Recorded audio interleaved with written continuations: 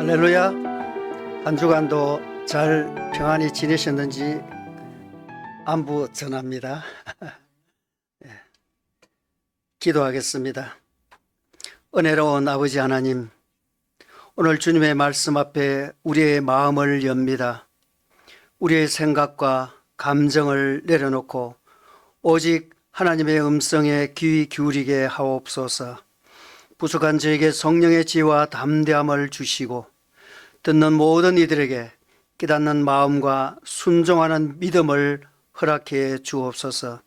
이 시간이 사람의 말이 아니라 하나님의 말씀이 살아 역사하는 시간이 되게 하시고 우리의 삶이 주님께 더 가까이 나아가는 은혜의 자리가 되게 하여 주시옵소서. 살아계신 예수 그리스도의 이름으로 기도드리옵나이다. 아멘. 여러분, 요즘 TV나 유튜브를 켜기가 무섭다는 말씀들을 많이 하십니다. 특히 중동 지역에서 들려오는 소식들은 우리의 마음을 참 불안하게 하지요.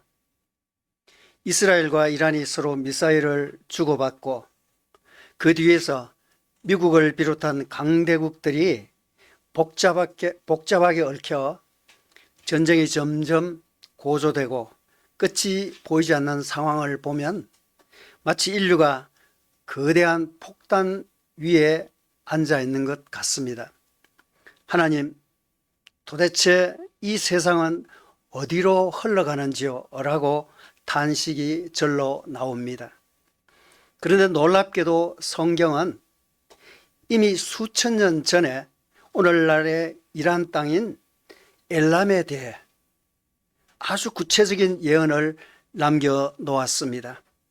오늘 우리가 읽은 예레미야 49장은 픽션이 아니고 소설이 아닙니다.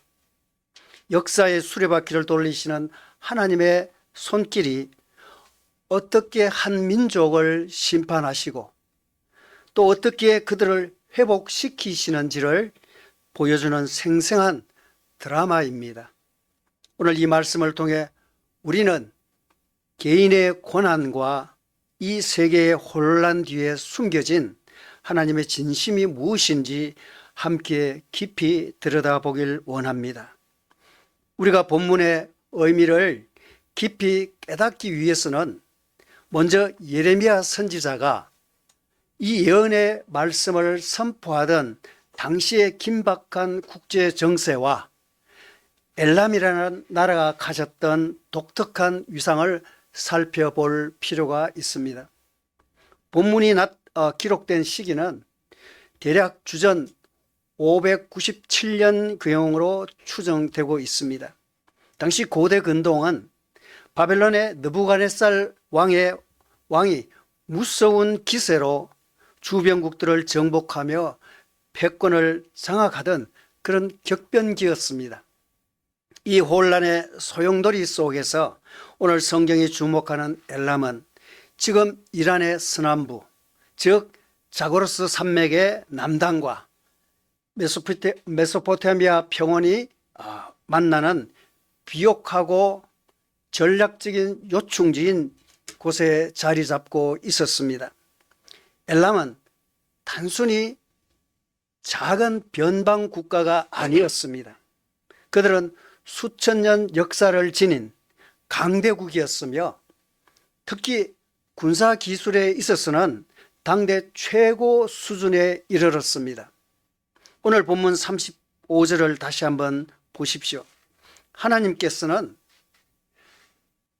보라, 내가 엘람의 힘이 어뜸가는 활을 꺾을 것이요 라고 단호하게 말씀하고 있습니다.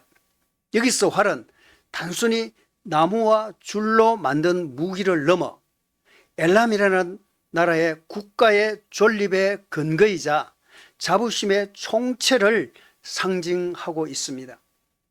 역사 기록에 따르면 엘람 군대는 궁수부대로 매우 유명했습니다.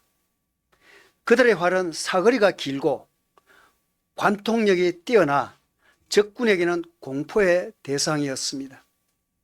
이사야 22장 6절에서도 엘람 사람은 화살통을 메었고라고 기록할 만큼 성경은 엘람을 언급할 때 반드시 그들의 병기인 활을 연결시킵니다.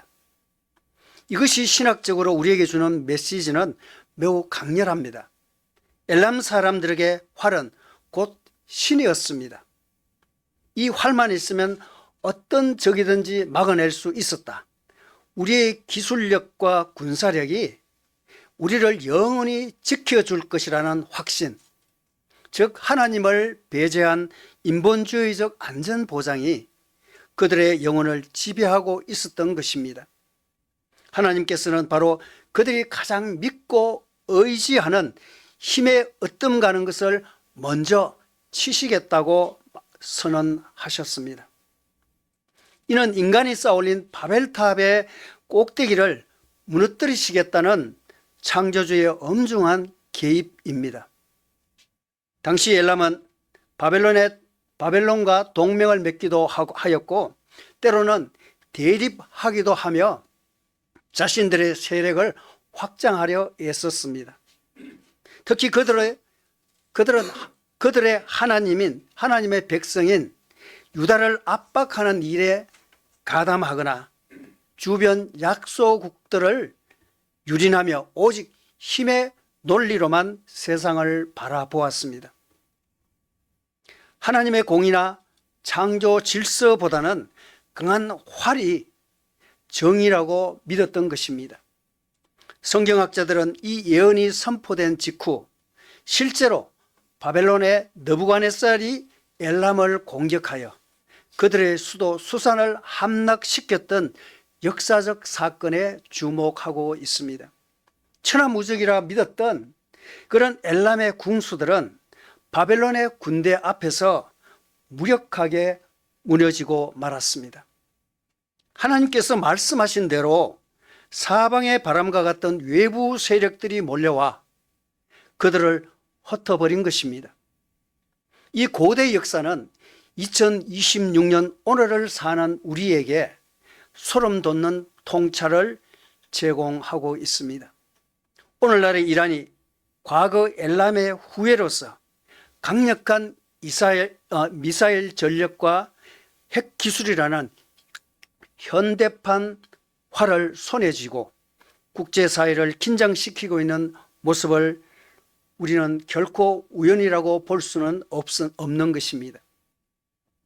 이스라엘과 미국을 상대로 끝없는 대립각을 세우며 자신들의 힘을 과시하는 그들의 모습 속에서 우리는 수천 년 전 예레미야가 보았던 엘람의 교만을 다시 발견하게 됩니다.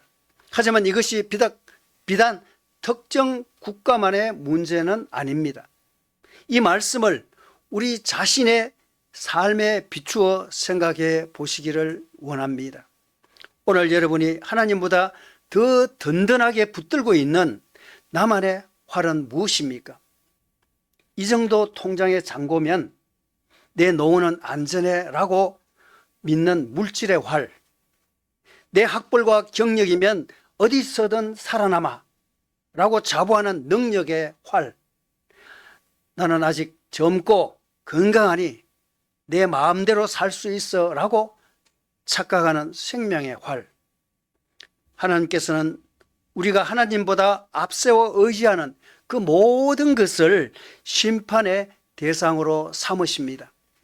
왜냐하면 그것들이 우리를 살리는 것이 아니라 오히려 하나님께로 나아가는 길을 가로막는 장애물이 되기 때문입니다. 엘람의 활이 꺾여야만 그들이 하늘을 바라볼 수 있듯이 우리 인생에서도 내가 쥐고 있는 활이 꺾이는 순간이 바로 하나님의 구원이 시작되는 시간임을 우리는 깨달아야 합니다. 결국 이 역사적 배경은 우리에게 한 가지 진리를 가르쳐 줍니다. 역사의 주인은 활을 쏜 자가 아니라 그 화살의 방향을 주관하시는 하나님이시다라는 사실입니다. 이제 우리는 이 심판의 메시지가 어떻게 놀라운 회복의 약속으로 연결되는지 본문의 신학적 해석을 통해 더 깊이 들어가 보고자 합니다. 앞서 살펴본 엘람의 역사적 교만과 그들이 자랑하던 활의 파괴는 단순히 한 국가의 몰락을 넘어선 더 깊은 영적인 의미를 내포하고 있습니다. 이제 우리는 본문 36절과 38절이 품고 있는 신학적 메시지를 통해 하나님께서 인간의 역사를 어떻게 해석하시고 또 재편하시는지를 살펴보겠습니다. 본문 36절을 보면은 하나님께서 하늘의 사방에서 바람을 엘람에게 이르게 하여 그들을 온 천하로 흩으시겠다고 말씀하십니다. 여기서 우리는 바람이라는 단어에 주목해야 합니다. 구약 성경에서 바람을 뜻하는 히브리어 루아흐는 매우 다중적인 의미를 가지고 있습니다. 창세기 1장에서 수면 위에 운행하시던 그 하나님의 영이 바로 루아흐이며 인간의 코에 생기를 불어넣으실 때 그 숨결도 바로 루아흐입니다. 하지만 심판의 문맥에서 이 루아흐는 인간이 쌓아올린 모든 인본주의적 성취를 단숨에 날려버리는 강력한 심판의 기운으로 나타납니다. 엘람의 사람들은 자신들의 지형적 이점과 견고한 요새 그리고 강력한 군수 부대가 자신들을 영원히 보호해 줄 안전한 성벽이라고 믿었습니다. 그러나 하나님은 군대를 동원하시기에 앞서 하늘의 바람을 명령하십니다. 이것이 우리에게 주는 신학적 교훈은 분명합니다. 인간이 스스로를 지키기 위해 구축한 그 어떤 시스템도 창조주의 숨결 한 번이면 먼지처럼 흩어질 수 있다는 것입니다. 36절에서 엘람이 사람이 가지 않은 나라가 없으리라는 말씀은 그들이 자랑하던 중심성이 완전히 해체되어 주변부로 밀려날 것을 의미합니다. 하나님이 없는 인생이 겪는 가장 큰 비극은 바로 존재의 근간이 흔들려 정처 없이 떠도는 영적 난민이 되는 것입니다. 하지만 기억하십시오. 이 흩으심은 멸절을 위한 것이 아니라 인간의 헛된 확신을 무너뜨려 오직 하나님만을 바라보게 하시려는 거룩한 흩어짐의 시작입니다.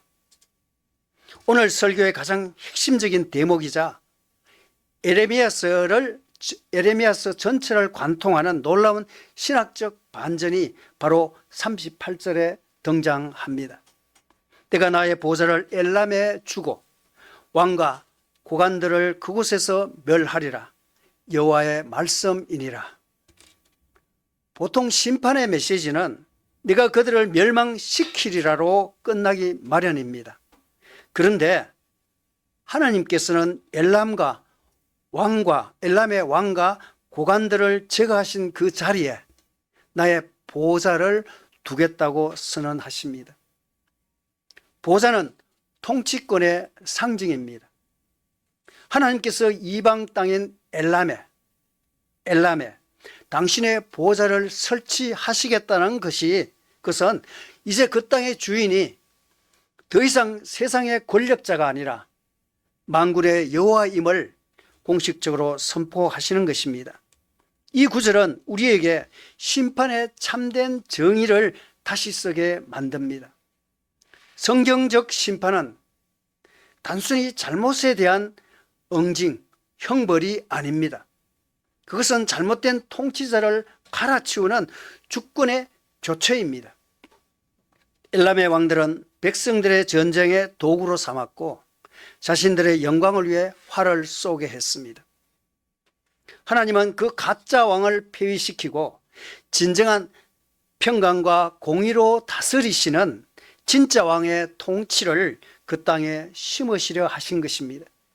이 대목에서 우리는 하나님의 깊은 사랑을 발견합니다. 하나님은 엘람이 누리던 세상적 영광과 군사적인 자부심을 거두어 가신 대신 하나님의 직접 통치라는 비교할 수 없는 복을 준비하셨습니다. 세상의 눈으로 볼 때 엘람은 패전국이고 멸망한 나라였지만 영적인 눈으로 볼 때 엘람은 바로 비로소 우상의 굴레를 벗고 창조주의 보좌 아래 거하게 된 복된 땅이 된 것입니다. 우리 인생에 찾아오는 고난도 이와 같은 원리로 작동합니다. 우리가 그토록 애지중지하게 지키려 했던 내 인생의 보좌가 무너질 때 우리는 절망합니다. 왜 하나님, 왜 제가 붙들고 있던 것을, 왜 제가 애지중지했던 것을 무너뜨리십니까? 라고 탄식합니다. 그러나 그때가 바로 하나님께서 당신의 보좌를 우리 마음 중심에 설치하시는 골든타임이십니다. 내 생각, 내 고집, 내 경험이라는 가짜 왕들이 쫓겨나야지만 만왕의 왕이신 예수 그리스도께서 내 삶을 온전히 다스릴 수 있기 때문입니다. 결국 38절이 주는 신학적 위로는 명확합니다. 하나님의 심판은 우리를 파괴하여 끝내는 것이 목적이 아니라 우리의 삶의 주관자를 하나님으로 바꾸어 우리를 가장 안전하고 영광스러운 통치 아래 두시려는 하나님의 열심입니다. 엘람에 세워진 하나님의 보좌는 오늘날 갈등과 분쟁으로 얼룩진 중동 땅에도, 그리고 불안과 염려로 가득 찬 우리의 심령 위에도 동일하게 세워져야 할 유일한 소망의 깃발입니다. 앞서 우리는 하나님의 보좌가 엘람이라는 이방 땅에 세워졌다는 신학적 의미를 살펴보았습니다. 이제 이 거대한 역사의 물줄기를 끌어와서 오늘날 우리가 처한 현실, 즉 2026년의 긴박한 중동 사태와 한반도의 정세, 그리고 우리 개인의 삶이라는 현장 속에서 이 말씀이 어떻게 살아 움직이는지 영적으로 해석해 보고자 합니다. 지금 이란은 지리적으로나 역사적으로 명백히 성경 속 엘람의 후예들입니다. 오늘날 이란이 이스라엘과 대립하며 미국을 비롯한 서방 세계를 긴장시키는 핵심 동력이 무엇입니까? 그것은 수천 년 전 그들이 자랑하던 활의 현대적 버전인 정밀 유도 미사일, 그리고 드론 기술, 그리고 핵 개발 능력입니다. 이란은 자신들의 군사적 자산을 통해 중동의 패권을 쥐려하고 이스라엘은 생존을 위해 그 활을 꺾으려 하며 미국은 자국의 이익과 세계 질서를 위해서 이 거대한 힘의 대결에 깊숙이 개입하고 있습니다.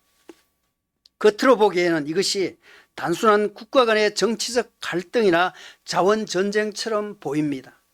하지만 영적인 눈으로 이 사태를 투시해 보면은 이것은 인간의 교만이 극치에 달했을 때 하나님께서 어떻게 역사를 주관하시는지를 보여주는 거대한 거울과도 같습니다.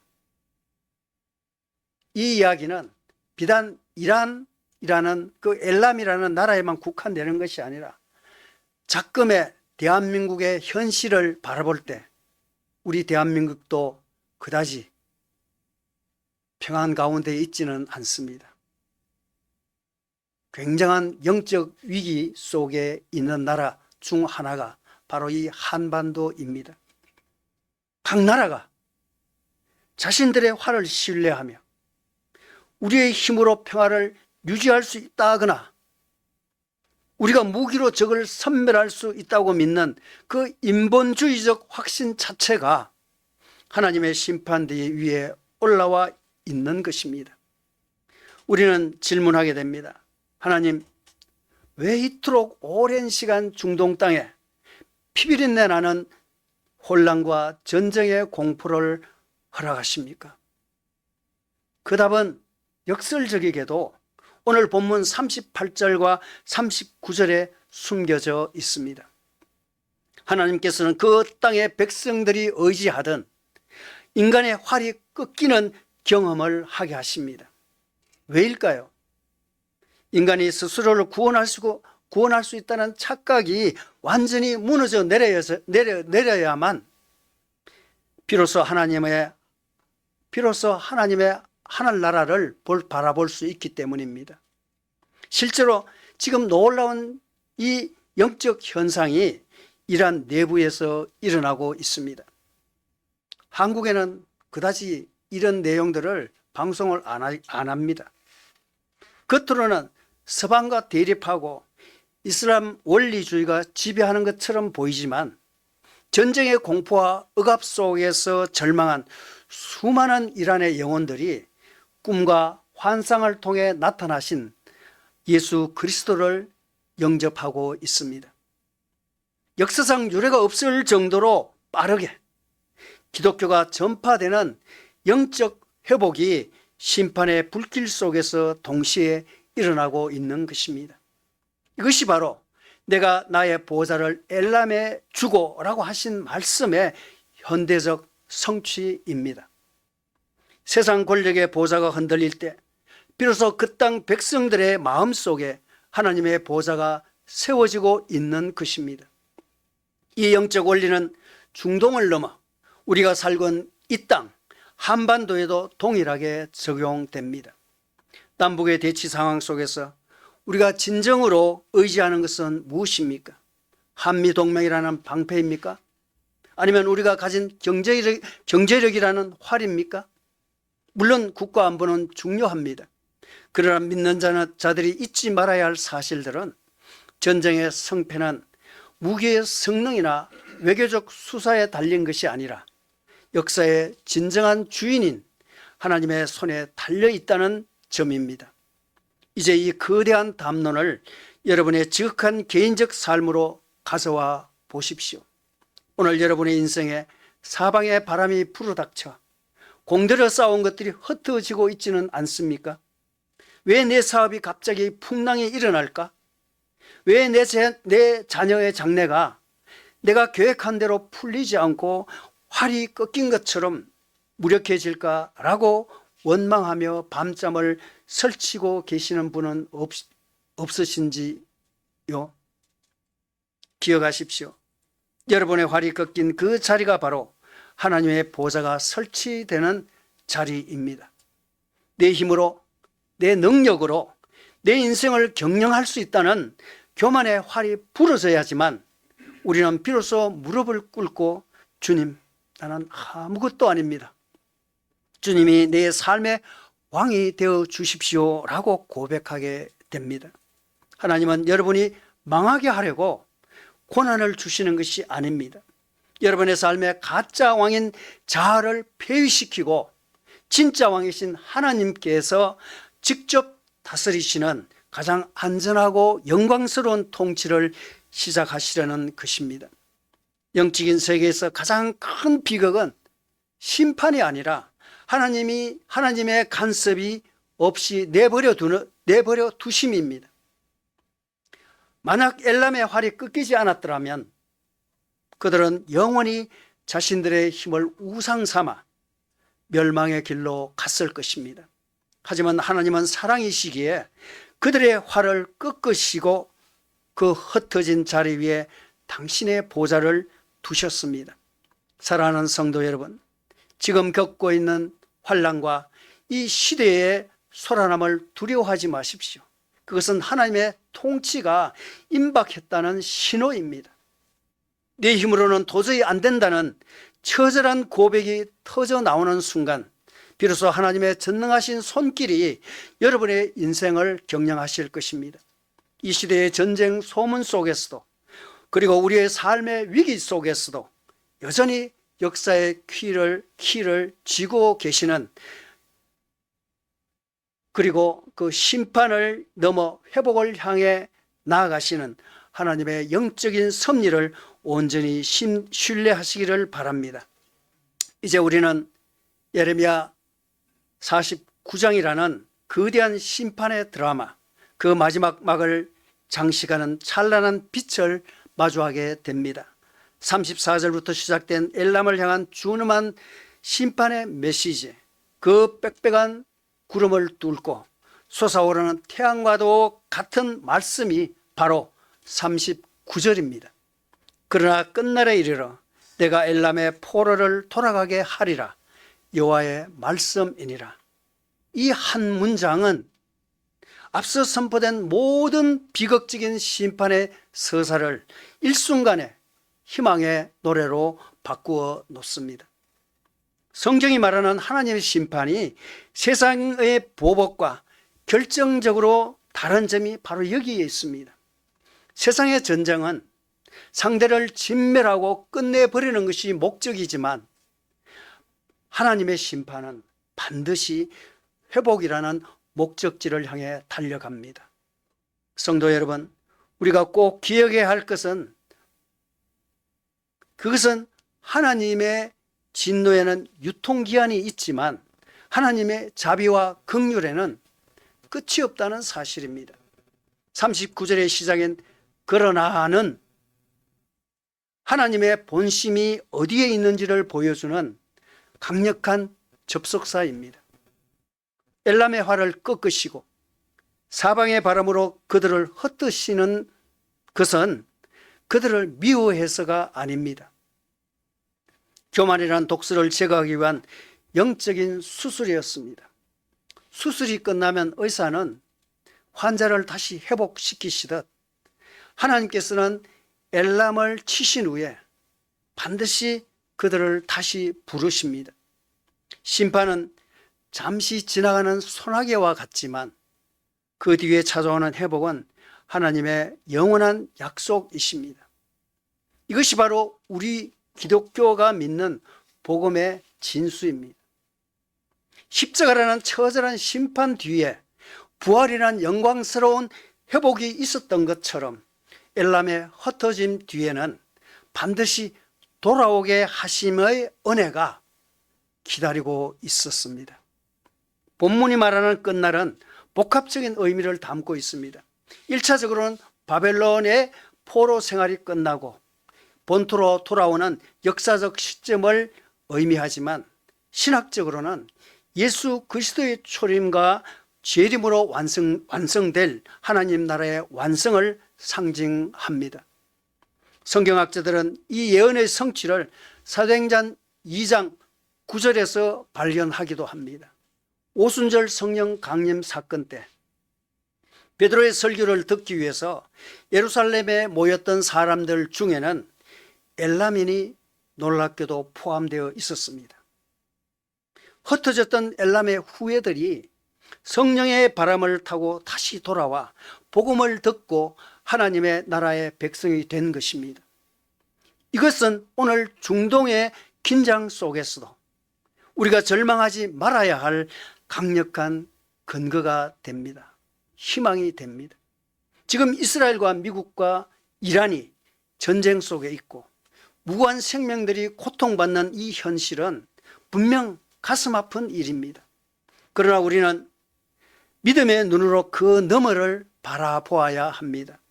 하나님께서는 전쟁의 포화 속에서도 포로된 영혼들을 돌이키고 계십니다. 이데올로기와 종교의 포로, 정오와 복수의 포로가 된 그 땅의 백성들을 하나님께서는 끝날의 계획 안에서 반드시 자유케 하실 것입니다. 중동의 회복은 정치적 협상이 아니라 오직 만군의 여호와의 하나님의 손길로만 가능합니다. 여러분의 인생에도 회복의 끝날이 예비되어 있습니다. 이제 이 소망의 약속을 여러분의 현실로 가져오시기를 바랍니다. 여러분을 괴롭히는 그 포로된 상태는 무엇입니까?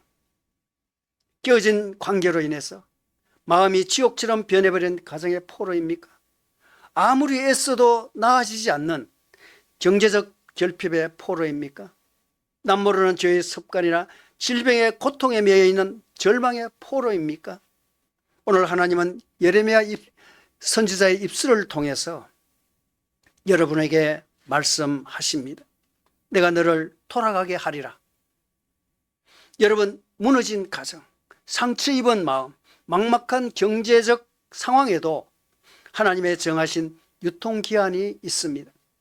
지금은 사방에 바람이 불어 모든 것이 흩어지는 것 같이 두렵지만 그것은 새로운 회복을 위해 자리를 비우는 과정일 뿐입니다. 심판을 통과한 자만이 누릴 수 있는 정화된 기쁨, 내 힘이 아닌 하나님의 보호자가 다스리는 완전한 평안이 여러분의 인생 끝날에 반드시 임할 것입니다. 하나님은 한 번도 당신의 백성을 포기하신 적이 없으십니다. 엘람을 기억하신 하나님이 오늘 여러분의 이름을 기억하고 계십니다. 사랑하는 성도 여러분, 오늘 우리는 예레미야 49장의 말씀을 통해 역사의 주관자이신 하나님을 만났습니다. 엘람의 강력한 활을 꺾으시는 하나님은 우리의 교만을 다스리는 공의의 하나님이십니다. 그러나 그 흩어진 자리 위에 당신의 보좌를 설치하시고 결국은 포로된 자들을 돌이키시는 하나님은 무한한 사랑의 아버지이십니다. 중동의 전장 소식에 불안해하지 마십시오. 우리의 삶에 부르닥치는 고난의 바람에 낙심하지 마십시오. 그 모든 소동 뒤에는 하나님의 거대한 회복의 설계도가 그려지고 있습니다. 내가 너를 돌아가게 하리라는 이 약속의 말씀을 오늘 여러분의 영혼에 깊이 새기십시오. 심판의 바람을 회복의 숨결로 바꾸시는 그 하나님, 그 신실하신 하나님을 끝까지 신뢰하며 오늘 하루도 담대하게 승리하는 저와 여러분이 되시기를 주님의 이름으로 축원합니다. 존귀하신 아버지 하나님, 내 힘과 자랑이었던 엘람의 활을 내려놓습니다. 내 삶에 불어온 고난의 바람이 나를 망하게 하는 것이 아니라 주님의 보좌 앞에 인도하는 은혜의 바람임을 믿게 하여 주시옵소서. 중동 땅과 이 나라 그리고 내 가정에 약속하신 그 회복의 끝날을 바라보며 오늘을 견디게 하여 주시옵소서. 살아계신 예수 그리스도의 거룩하신 이름으로 기도드리옵나이다. 아멘.